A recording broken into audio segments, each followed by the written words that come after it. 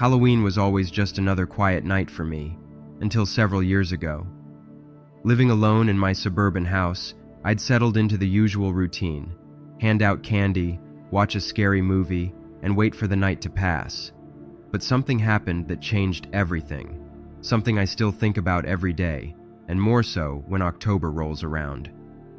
Now, as the nights grow colder and the jack-o'-lanterns reappear on doorsteps, I find myself waiting once more, hoping for something I can't quite explain, but I'll try.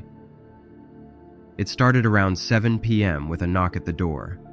I grabbed my candy bowl, expecting the usual crowd of costumed kids. Instead, I found a young girl in the most bizarre costume I'd ever seen. It looked homemade, a mishmash of cardboard, tin foil, and bits of old fabric, and bad makeup covering her entire face. I couldn't tell what she was supposed to be dressed as, but it certainly was creepy, so plus points there. The weird part was how she just stood there, staring at me. No greeting, no candy bag held out, no trick or treat. Just silence and an unnerving gaze. I tried to break the awkward moment by offering her some candy. She didn't move. After what felt like forever, I put some candy in her bag myself. Without a word, she turned and walked away. I shrugged it off as a shy kid being weird and went back to my evening. But about an hour later, another knock. Another kid. A different girl. This girl was dressed up as a scary zombie ballerina. She did the usual greeting, and everything that the other girl didn't do. As I watched the girl in her zombie ballerina costume walk away, I saw her again, standing across the street, the girl from before with the bizarre costume. However, this time, she wasn't alone. Beside her stood a woman in an identical costume, if you could even call it that. Both were motionless under the streetlight, staring at me. My heart started racing. Something felt very wrong. I quickly shut the door and locked it. About 10 minutes later, I had built up enough courage to peek out through the curtains, discreetly. They were still both standing there, motionless, staring directly at my house. I closed all the curtains and tried to calm down. It had to be some elaborate prank.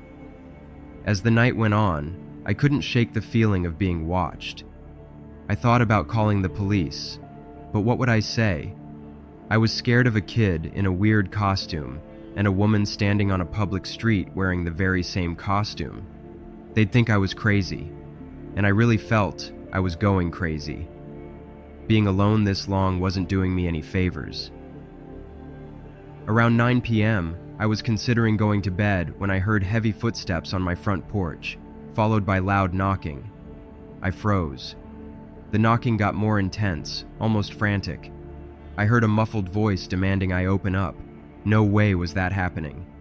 Ever since an armed home invasion while I was home a few years prior, that's a story for another day. I'd never been great at confrontations, especially not with strangers, and opening the door to a stranger late at night just didn't feel right. Better to stay safe. I grabbed my phone and crept towards the back of the house. That's when I heard the sound of breaking glass.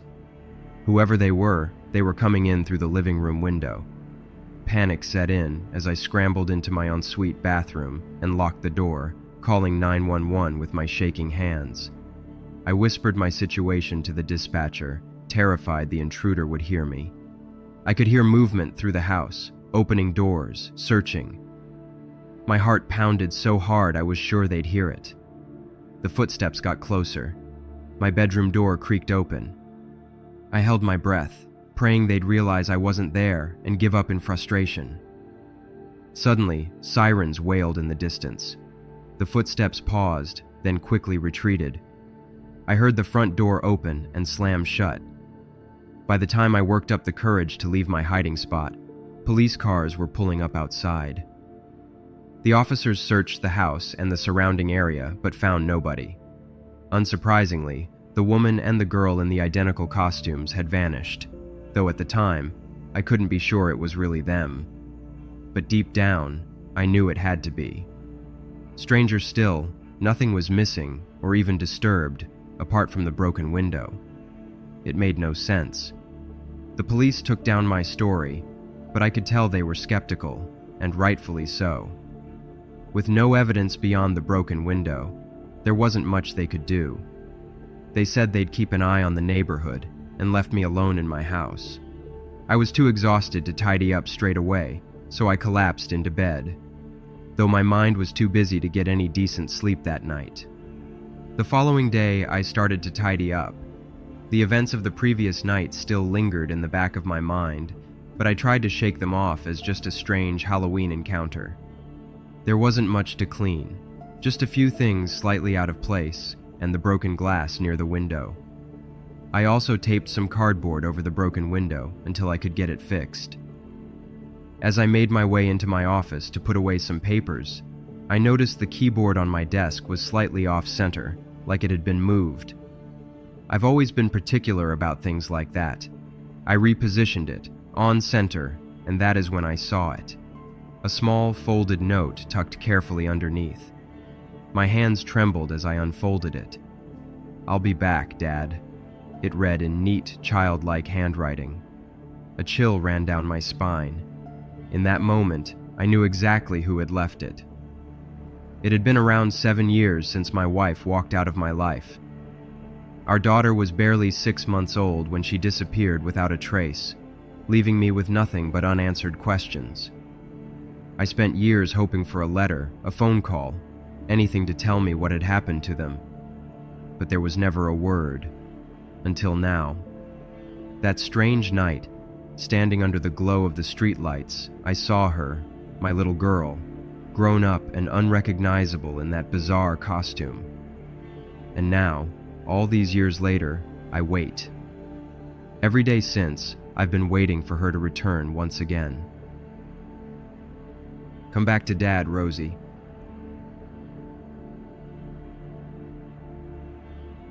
Halloween in our town was always a big deal, but this year, the buzz was all about Nightmare Manor. It was supposed to be the scariest haunted house attraction the area had ever seen, built just for this Halloween season. My friends and I couldn't wait to check it out. Little did we know, the real terror would begin after we left the attraction.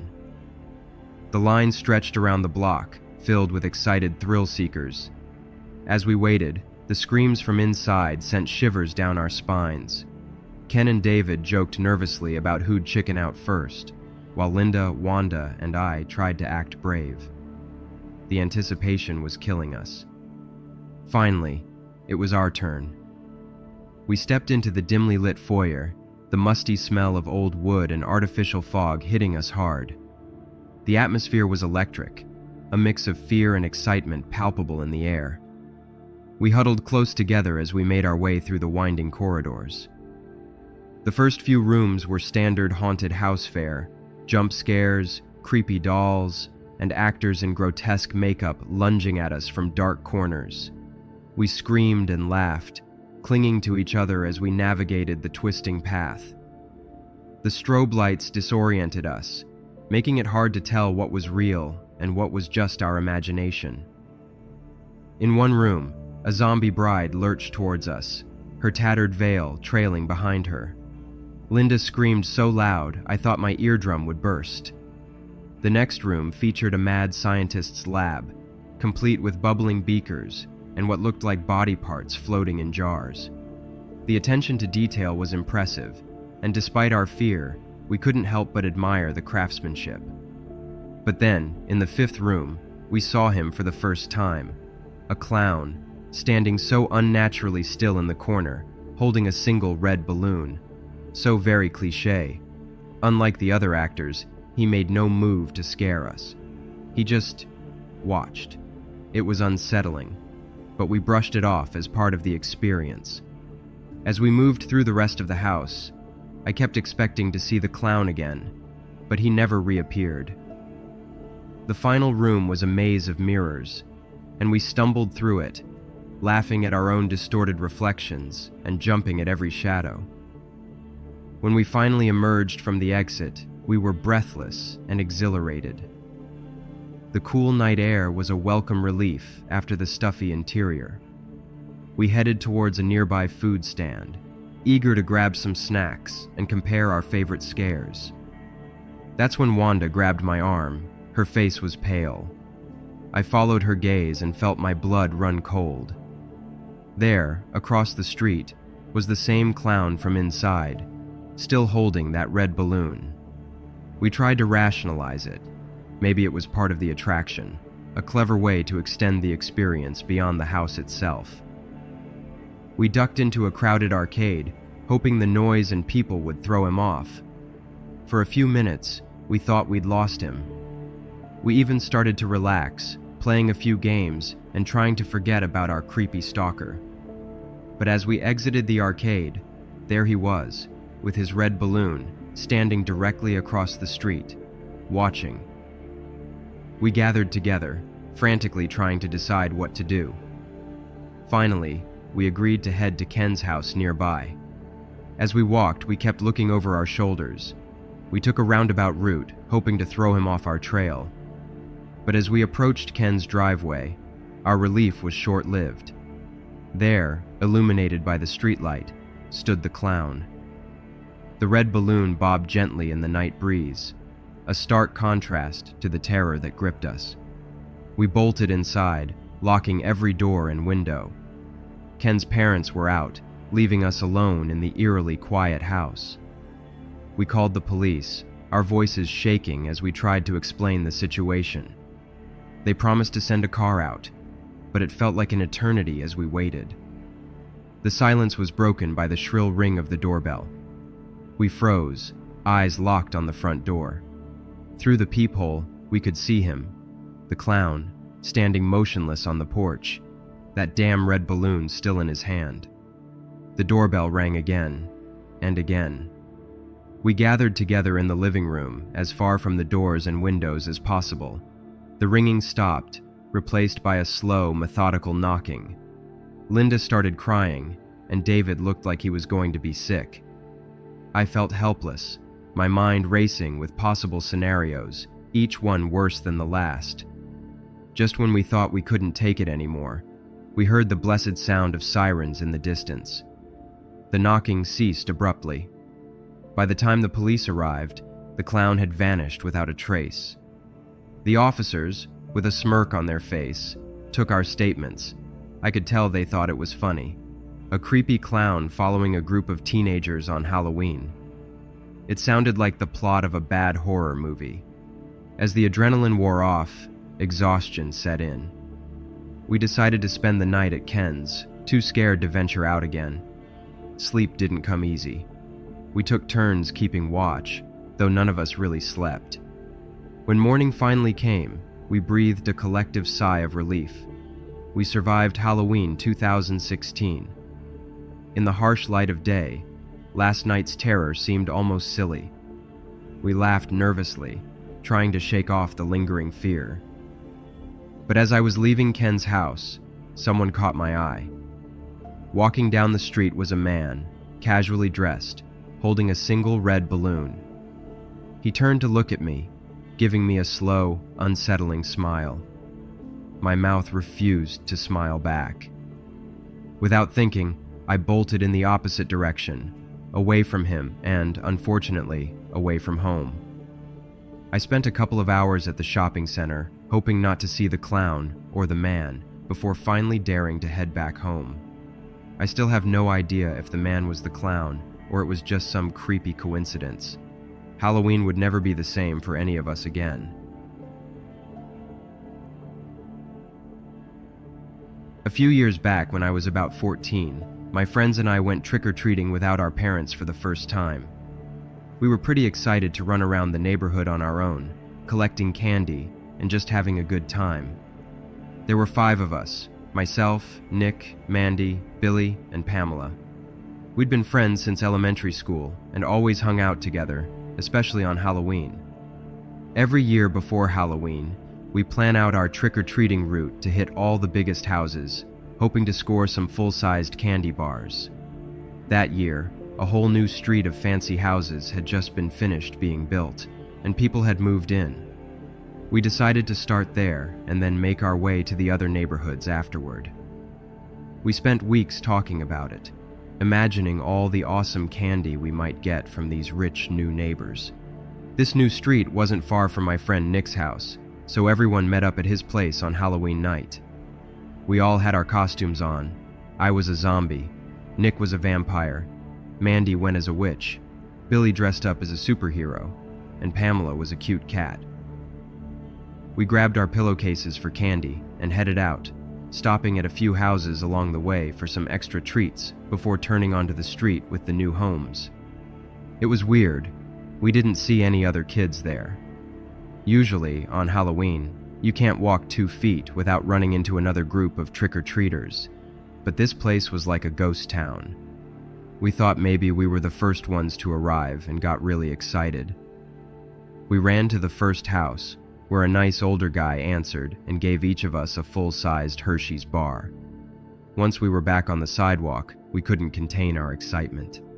It seemed like we were off to an awesome start. But then things got strange. The next house didn't answer when we rang the bell. Neither did the one after that, or the one after that. One thing about this street, each house had a massive yard, so it took like 2 or 3 minutes just to walk between them. After about 10 houses not answering, we started feeling like we were wasting our Halloween, not getting any candy. We were getting tired, and our initial excitement was turning into disappointment. Nick suggested we head back to the regular neighborhoods, but Billy wanted to try just one more house. That's when we saw it, the biggest house on the street by far. It was like something out of a movie, with huge pillars in front and windows everywhere. We agreed to try there before giving up and moving on. This place had a driveway that seemed to go on forever, leading up to an even bigger circular driveway at the front. As we walked up, I noticed a woman looking at us from a tiny window next to the door. But as soon as I made eye contact, she quickly disappeared. I figured she was just waiting for trick-or-treaters and felt relieved that someone was actually home. I told the others what I'd seen, and we all got a bit more excited, hoping this house would make up for all the others that hadn't answered. We got to the porch, and I rang the bell. The door opened almost immediately. A woman stood there, with another older lady behind her, the same one I'd seen in the window. They both smiled as we said our usual trick or treat. The woman looked to be in her 40s, well-dressed and friendly. The older woman behind her seemed to be in her 70s, with silver hair and a kind face. The younger woman opened the door wider, and what we saw inside blew our minds. There was a massive round table in the entrance hall, covered with pretty much every type of candy you could imagine. I'm talking full-size candy bars, king-size packs, fancy chocolates, and even some imported candy I'd never seen before. I couldn't believe anyone would spend that much on Halloween treats, but I guess when you live in a house like that, you can go all out. She invited us in, telling us to pick 2 candies each. We didn't hesitate, rushing over to the table to check out all the options. In that moment, we were on top of the world, getting to choose whatever candy we wanted. Nick went straight for the biggest chocolate bar he could find. Mandy was examining some fancy-looking truffles. Billy grabbed a pack of sour candies, and Pamela was torn between 2 different types of gummy bears. But as I was deciding on my second pick, I heard the door slam shut. The sound echoed through the big entrance hall, making us all jump. We all spun around to see the younger woman standing by the door, still smiling at us. But something about her smile seemed different now. It was wider, almost unnatural. She asked us to stay for a minute, saying she'd forgotten to put out some special dessert for us. Then she quickly walked away, disappearing down a hallway. Looking around, I realized the older woman had vanished too. I could feel the panic setting in among all of us. We exchanged worried glances, not sure what to do. The house suddenly felt much bigger and emptier than it had a moment ago. Seconds later, we heard footsteps coming down the hall. They were slow and were getting louder with each and every step. I don't know what came over me, but suddenly I was moving. I bolted for the door, yanking it open and yelling for everyone to get out. My friends didn't need to be told twice. We all rushed out, nearly tripping over each other in our hurry to get off the porch. As we ran down the driveway, I heard the woman calling for us to wait, but we didn't stop. We sprinted all the way down that long driveway and kept going, not even pausing to see if she was following us. We ran past all those silent, dark houses, our heavy breathing and the sound of our feet hitting the pavement, the only noises in the quiet neighborhood. We didn't stop until we reached Nick's house, several blocks away. Sitting on the driveway, we were all out of breath, scared and confused about what had just happened. We tried to make sense of it, but nothing added up. Why were all the other houses dark? Why did those women invite us in? What was that special dessert she wanted to give us? We thought about telling Nick's parents, but knew we'd get in trouble for going into a stranger's house after being warned so many times not to. Plus, we weren't even sure what we'd tell them. Nothing bad had actually happened, but we all felt like we'd narrowly escaped something awful. After a while, once we'd caught our breath and calmed down a bit, we decided to continue trick-or-treating in the neighborhood. But we were way more careful now, sticking to houses we knew and making sure we weren't the only kids around. The rest of the night was normal, but we couldn't shake the uneasy feeling from our experience in that big house. It was definitely the weirdest Halloween I've ever had. My friends and I still talk about it every year, wondering what those women were up to and what might have happened if we'd stayed for that special dessert. We've come up with all sorts of theories over the years, from harmless pranks to more sinister possibilities, but we'll never know for sure. Looking back, I still can't explain what was going on in that house. Maybe it was just some weird rich people thing, or maybe something more dangerous. We never went back to that neighborhood for trick-or-treating again, sticking to the familiar streets where we felt safe.